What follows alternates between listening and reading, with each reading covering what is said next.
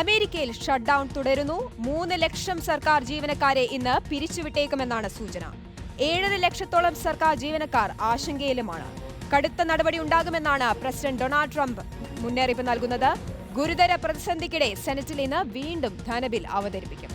ഡെമോക്രാറ്റുകൾ പിന്തുണച്ചില്ലെങ്കിൽ അടച്ചുപൂട്ടൽ നീളുവാനാണ് സാധ്യത.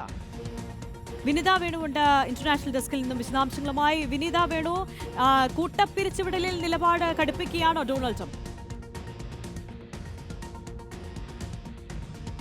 Good morning Arya. Parvathi, ഏറ്റവും നിർണായകമായ കാര്യം ഗുരുതരമായ പ്രതിസന്ധി അമേരിക്കയിൽ തുടരുന്നു എന്നുള്ളതാണ്. അടച്ചുപൂട്ടൽ ഇതാ 3-ാം ദിനം എത്തുമ്പോൾ സർക്കാർ ജീവനക്കാരെയാണ് അത് ഏറ്റവും കൂടുതൽ ബാധിക്കാൻ പോകുന്നത്. 3 ലക്ഷത്തോളം വരുന്ന സർക്കാർ ജീവനക്കാരെ പിരിച്ചുവിടും എന്നതാണ് നമുക്ക് മനസ്സിലാക്കാൻ സാധിക്കുന്നത്. അമേരിക്കൻ പ്രസിഡന്റ് ഡൊണാൾഡ് ട്രംപ് തന്നെ ഇക്കാര്യം അറിയിക്കുകയും ചെയ്യുന്നുണ്ട്. അടച്ചുപൂട്ടൽ തുടരേണ്ടി വരുമെന്ന് വൈസ് പ്രസിഡന്റ് JD വാൻസും അറിയിക്കുന്നുണ്ട്. ഏതായാലും ഏറ്റവും നിർണായകമാക്കാൻ പോകുന്നത് ഇന്ന് ധനകാര്യ ബിൽ സെനറ്റിൽ അവതരിപ്പിക്കാൻ പോകുന്നു എന്നുള്ളതാണ്. നേരത്തെ ഡെമോക്രാറ്റുകളുടെ പിന്തുണയില്ലാത്തതിനാൽ ബില്ല് പാസാക്കാൻ കഴിയാത്തതാണ് ഈ ഗുരുതര പ്രതിസന്ധിയിലേക്ക് അമേരിക്കയെ നയിച്ചത്. ഇന്നും ബില്ല് അവതരിപ്പിക്കുമ്പോൾ ഡെമോക്രാറ്റുകൾ പിന്തുണയ്ക്കില്ല എന്നതാണ് നമുക്ക് മനസ്സിലാക്കാൻ സാധിക്കുന്നത്. അങ്ങനെയെങ്കിൽ ഷട്ട്ഡൌൺ നീളാനാണ് സാധ്യത. പക്ഷേ അതേസമയം തന്നെ ഡെമോക്രാറ്റിക് പാർട്ടിയെ സമ്മർദ്ദത്തിലാക്കുന്നതിന് വേണ്ടി ഡെമോക്രാറ്റിക് ചായ്വുള്ള സംസ്ഥാനങ്ങൾക്കുള്ള തുക ഇപ്പോൾ മരവിപ്പിച്ചിരിക്കുകയാണ് വൈറ്റ് ഹൗസ്. $8 ബില്യൺ മരവിപ്പിച്ചു എന്നതാണ് പുറത്തുവരുന്ന വിവരങ്ങൾ. കാലിഫോർണിയ, ഇലിനോയിസ് ഉൾപ്പെടെ ഡെമോക്രാറ്റിക് ചായ്വുള്ള സംസ്ഥാനങ്ങൾക്ക് ഹരിത ഊർജ്ജ പദ്ധതിക്കുള്ള തുകയാണ് മരവിപ്പിച്ചിരിക്കുന്നത്. ഇത് ട്രംപ് ഭരണകൂടത്തിന്റെ സമ്മർദ്ദ തന്ത്രമാണെന്നാണ് ഡെമോക്രാറ്റിക് പാർട്ടി കുറ്റപ്പെടുത്തുന്നത്. ഏതായാലും ഡെമോക്രാറ്റുകളും റിപ്പബ്ലിക്കുകളും തമ്മിലുള്ള വാദപ്രതിവാദങ്ങൾ സോഷ്യൽ മീഡിയയിൽ ഉൾപ്പെടെ തുടരുമ്പോൾ ഗുരുതര പ്രതിസന്ധി എന്താണ് എന്നതുകൂടി വ്യക്തമാകുന്നു.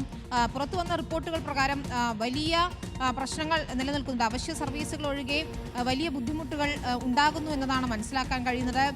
ഇതിൽ ആര്യ, രസകരമായ ഒരു കാര്യം, ശ്മശാനങ്ങളിൽ സേവനങ്ങൾ ലഭിക്കുന്നുണ്ട്. അതായത് മരിക്കുന്ന വയോധികർക്ക് വേണ്ടി വയോജന ഡിപ്പാർട്ട്മെന്റ് ശ്മശാനങ്ങൾ ഒരുക്കുകയും ഈ സംസ്കാര ചടങ്ങുകൾ ഉൾപ്പെടെ നടത്തുകയും ചെയ്യുന്നുണ്ട്. പക്ഷേ അവിടെ ഏതെങ്കിലും തരത്തിൽ പുല്ല് വെട്ടി വൃത്തിയാക്കുന്നതിനോ ആ പ്രദേശം വൃത്തിയാക്കുന്നതിനോ ഒന്നും തയ്യാറല്ല. മാത്രമല്ല, ശവമടക്കിനു ശേഷം സ്ഥാപിക്കുന്ന കല്ലുകൾ, ശിലാഫലകങ്ങൾ സ്ഥാപിക്കുന്നതിനൊന്നും തയ്യാറാകുന്നില്ല എന്നതാണ്. അത്തരത്തിൽ പോലും ദയനീയമാകുന്ന നിലയിലേക്ക് കാര്യങ്ങൾ എത്തിയിട്ടുണ്ടെന്നതാണ് മനസ്സിലാക്കുന്നത്. ഏതായാലും പിരിച്ചുവിടൽ ഇന്നുണ്ടാകും 3 ലക്ഷത്തോളം ജീവനക്കാരെ എന്നാണ് നമുക്ക് മനസ്സിലാക്കാൻ കഴിയുന്നത്. പ്രസിഡന്റ് ട്രംപ് തന്നെ ഇത് വ്യക്തമാക്കുകയും ചെയ്യുന്നു. അവശ്യ സർവീസുകൾ ഒഴികെ മറ്റ് സേവനങ്ങളെല്ലാം സ്തംഭിച്ചതുകൊണ്ട് തന്നെ ജനങ്ങൾ ഗുരുതരാവസ്ഥയിൽ തുടരുകയാണ്.